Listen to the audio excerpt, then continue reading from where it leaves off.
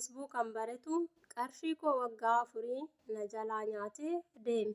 Ashamaa akkam jirtu hordoftoonni Caaliituu bakka jirtanitti nageenyi badhaadhinni isiniif haa baay'atu. Warreen mana koo haaraa taatan subscribe gochuun maatii ta'a. Maatiiwwan koo viidiyoo kana like gochuun jammara. Akkasumas viidiyoo kanarraa waa barattan obboleeyyan keenya biraa irraa baratan jettanii wanti yaadanoo jiraate share gochuudhaan obboleeyyan keenyaaf qooduu hin dagatinaa na wajjin tura. Har'a kan inni isinii qabadhee dhufe seenaa shamarree tokko kan biyya Arabaa keessa jiraattuti. Maqaan kan koo Biin jedhama. Ammaaf kan hin jiraadhu biyya Arabaa biyya Dubaay keessa. Ergan biyya kootii bahee waggoota 9 lakkoofsiseen jira. Ani mucayyoo baadiyyaati. Mucayyoo baadiyyaa ta'ee maatiiwwan keenya hedduu harka qalleeyyii turan. Abbaan koollee nama umuriidhaan hedduu deemee fi maatii koo keessatti hagana hojjatee nu gargaaruu nama hin dandeenyedha. Armeen koo hojiiwwan garaagaraa mana namaa deemtee hojjechuudhaan nu jiraachisti turte. Ana malee obbolaa 3 qaba. Osuma kanaan jirru armeen keenya barnoota akka nuti barannuu fi barannee achasnee akka ishee jijjiirrus hedduu hawwiti ture. Kanaaf jecha armeen keenya mana namaa hojjattee barnoota nu barsiisaa turte. Anis barnoota koo kutaa 7 qaqqabee ergan kutaa 7 qaqqabeen booda anis gara magaalaatti galee akka ijoollee biraa hojjadhee armee koo gargaaruun qaba jedheen of amansiise. Sana booda gara magaalaatti deemuun yaade. Magaala deemuu kootiin dura garuu hiriyaa dhiiraa kanan mana barumsaatti bareen qaba ture. Mucaan kunis nama ollaa keetii fi nama hedduu wal beeku, hedduu wal jaalanna ture. Kana booddee yaada koo isa mariisisee taniin akkan gara magaalaa deemu ta'e. Armee koos yaada namansiisuudhaan akka gara magaalaatti namoota beektu wajjin na ergitee hojii jalqabu nishee gaafadhe. Armeen koos edda xiqqoo naan mormiteen booda tole naan jette. Sana booda namichi ollaa keenyaa gara magaalaatti deddeebi'ee hojii hojjetu wayii waan jiruuf armeen koosa wajjin dubbattee akka inni gara magaalaatti na ergee hojii na jalqabsiisu walii galan. Sana boodaanis deemeen magaalatti hojii hojjechuun jalqabe. Barnoota koollee barnoota halkanii barachuun jalqabe. Mucaan nuti wal jaalannu sunis inni barnootaan na dursas waan ta'eef gara magaalaa nani jiruutti gara kutaa 9ffaatti darbee dhufee barachuu jalqabe. Sana booda hedduun gammadee jireenyi koo isa kaleessarraa xiqqoo naa mijachaa dhufe. Waan hin argadhuun armee koo fi obboloota koo warra biyya jiran sanan gargaara ture. Otuma kanaan jennuu mucaa kana faana hedduu wal jaalachaa hedduu walii galaa dhufne. Egaa ammas jireenyi bakka tokkotti hin dhaabbattu mitiire oluma yaaduun jalqabe. Ergan gara magaalaatti dhufee kallattiiwwan garaagaraa nan dhagaas waan ta'eef biyya Arabaa deemee hojii immoo hojjadhee armee koorra caalatti jijjiiruun qaba jedheetanii yaade. Ammas mariin qoonni guddaan kan ta'u mucaa kana wajjin. Mucaan kun immoo wanta maatiin isaatti kennan fideenaaf kennuudhaan amma humni isaa danda'e na gargaara ture. Guyyaa tokko hojjannee guddannee akka waliin jiraannus abdii waliif kennina turre. Hedduu na jaalata. Anis illee akkasuma. Otuman kanaan jedhuu barnoota koo kutaa 9ffaadhaan ga'een gara biyya Arabaa deemuu murteesse. Sana booda wantoota biyya Arabaa deemuu na barbaachisan hundumaa guuttachuudhaan gara biyya Arabaatti deemuudhaaf murteesse. Biyya koottis deemee armee koottis waan jiru himeen anis imala koo gara biyya Arabaa taasise. Biyya Arabaa dhufee ji'oota muraasa mana namaa keessatti qacaramee hojjetaan ture. Sana booda garuu waan fooyya'aa argachuun qaba jedheetan gadi ba'ee hojjechuu jalqabe. Haa ta'u wanti badaan nan qunnamne galata Waaqayyoo seera qabeessaniin hojjetadhas. Maallaqa koos haala mijataa ta'een nan argadha. Egaa hamma bilbilas bitadhee haala bareeda ta'eedhaan nan fayyadama. Miidiyaa kanas hedduun hordofa ture. Harmee koos bakka kaleessatii aga tokko taatu waan hin sochoosne natti fakkaataa jira. Hamma waggoota 2 xumureera. Ergan ala ba'ee garuu wantoonni nan arguu fi wantoonni nan keessa oolu xiqqoo adda waan ta'eef haalli koo jijjiiramaa namootan argu fakkaachaa dhufuun jalqabe. Yeroo sanaaf natti hin beeksisu ture. Amma garuu dugda duubatti deebi'eetan yaa guyyaa sanan jedha. Egaa ergan ala ba'ee xiqqoo bubbuleen booda biyya koos baay'ee in yaadadhu. Maatii koos akkasuma. Keessumattuu mucaa aarsaa hedduun afaana kaffalaa dhufe sana sababoota garaagaraa uumuudhaan isa jibbuu, wanta hin taane isatti dubbachuu akkasumas immoo akka inni abdii narraa kutatu taasisuun jalqabe. Innis hedduu natti gaddaa hiriyoota isaallee dabarsee dabareen natti ergaa dhufe. Ani garuu tasumayyuu isa dhaga'uun dide. Kana booda anis hin barbaachisu atis nan barbaachistu jedheetan sababa tokko malee osoo inni na jaalatu isa gaggeesse. Haalana jireenyi isa kaleessarra har'a hedduu naaf fooyya'ee jira. Akkan barbaade ta'uu jalqabeera.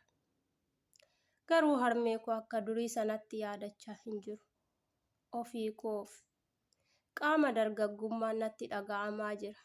Jireenyi immoo biyya Arabaa keessatti xiqqoo haallis mijataa waan ta'eef keessumattuu yeroo ala baatee immoo jirtu namni si hordofu waan hin jirreef aga kana of yaadachuu dhiiseera. Egaa otuman kanaan jedhuu wanta fooyya'aa argachuun qaba jedhee sammuu koo amansiiseen jira waan ta'eef akka tasaan nama wayii miidiyaa kana gubbaarratti bare. Nama kana wajjinis hedduu walii galle, walitti dhufne, walitti dhiyaanne, baay'ees dubbanne. Otuma kanaan jirruu waggaa koo guutachaa dhufeera. Egaa nama kana wajjin jiruu jedhee jiruu yaaduun jalqabe. Innis nama hojjetaa fi nama jiruu yaadu fakkaata. Yeroo haasa'u tasumayyuu soba wanti ta'ee fuula isaarraan mul'atu ture. Mulumaa isatti of kenneera. Wanti isa shakkullee tokko hin jiru. Yaa guyyaa sana. Dubartummaan koo hammaan mana jibbisiisa. Yeroo sana yaadadhu. Haa ta'u garuu namni waan facaase hammata isa jedhu yaada gidduudhaan. Egaa nama kana wajjinis jireenyi keenya gara fuulduraa mijataa fi mi'aawaa waan ta'u natti fakkaate haalan gammadee isa faana bashannanaa yaadan jiraachan jira. Otuma kanaan jennu gara magaalaa inni jiraatutti akka mana jireenyaa ijaaree na eeguuf waliigaltee xumurre. Waliigalteen keenya gaa callisee qarshii koos ergee akka inni mana ijaaru taasisuu qofa osoo hin ta'in gara maatii kootti deemeellee seera maatii kootii akka inni guutuu qabu waliif galle. Innis gara duubatti hin jenne waan ani jedhuun hundumaa tole naan jedha. Ani yeroo sana immoo caalatti gammadduun ta'a. Innis gara maatii koo deemuudhaan seera maatii baadiyyaatiif barbaachisu guutee jira. Harka 2 moo 3 gara maatii kootitti maatiin isaa deebi'aniiru. Kana booda maallaqaan of harkaa qabu ergee hojjechiisuun jalqabe. Magaalaa inni jiraatu keessatti xiqqoo haalli jireenyaa fi magaalichi guddaas waan ta'eef ni ulfaata ture. Maallaqni oman erga manichi hin xumuramu. Haa ta'u garuu abdiidhaan hojjetaa jira. Boru galeen boqonnaadhaan jiraadha. Haala gaarii ta'een abbaa manaa koo faana jiraadha jedhee of amansiisee humni adda ta'e natti dhaga'amaatiin hojjetaa jira. Otuma jennuu manni keenya nuu xumurame. Anis waggaa koo achi butaa dhufeera. Yeroo kanatti garuu tasuma harmee koo dagadhe. Jireenya koo waan jedhu qofan ari'aa jira. Amma manni keenya waan dhumeef meeshaaleen immoo mana keessatti nu barbaachisu. Meeshaa koos guuttadhee haala gammadduu ta'een galee jiraachuun qaba jedheen erga manni koo dhumatee mi'a mana koo keessa na barbaachisu hundumaa guuttadhe. Egaa otuman kana jedhuu sana jedhuu waggaan 4 dhumte nama kana wajjin. Tole egaa amma anis innis gaa'ilaaf qophaa'aa jirra. Anis biyya koo deemuufi. Innis immoo akkanan galeen cidha qopheessee gara mana tokkootti akka galluuf qophiirra jira akka yaada kootitti. Tole egaa amma waantan qabu hundumaa xumure galuuf qophaa'een jira. Abjuu taate tafte. Tole egaa otuma kanaan jirruu guyyaa tokko haasaa keessaa jechoota darbaa wantoota jedhamee hin beekne wantoota nama aarsan naan jechuu jalqabe. Anis akkamitti jechi kun jedhamuu danda'e, maalirraas dhufuu danda'e baay'ee na aare. Takkaa wal mufachiisnee hin beeknu abdiidhaan kan wal eeggannu malee. Otuma tokko lama waliin jennuu keessa fagaanne. Har'a akkasitti dabarsine boruus sababuma barbaachaan natti dubbachuu jalqabe. Anis akkasuma maaliif akkas gochuu danda'e, maaliif dubbachuu danda'e, anatu balleessituudha laa jedhee of gaafachuun jalqabe. Otuma kanaan jirruu guyyaa tokko anis waa'ee maallaqaan dubbadhe. Maallaqa maallatti kennite? Eessatti si beeka naan jedhe. Eessatti si beeka maallaqa maallatti kennite? Jecha isaa ishiidhumaa turte jechi kun. Sana booda bilbila koo miidiyaa irratti wal beeknu hundumarraayyuu bilook na godhee deeme. Yoon immoo bilbila kallattii bilbilullee bilbilli koo hin ka'u ture. Sana booda anis innis walitti deebi'uu hin dandeenye. Maqaa koos maqaa warra kootis nan nyaadhe. Cubbuun kaleessa hojjedhes naanna'ee mataa koo irratti wal ga'e. Amma duubatti deebi'etan hin gubadhe. Itoon guyyaa gaafa sanaa mucaa biyya abbaa kootii kan maalummaa walii beeknu akkasirratti raawwachuu baadhee har'a akkasin ta'uu laata jedheen gaabbiidhaan jiraachaa jira.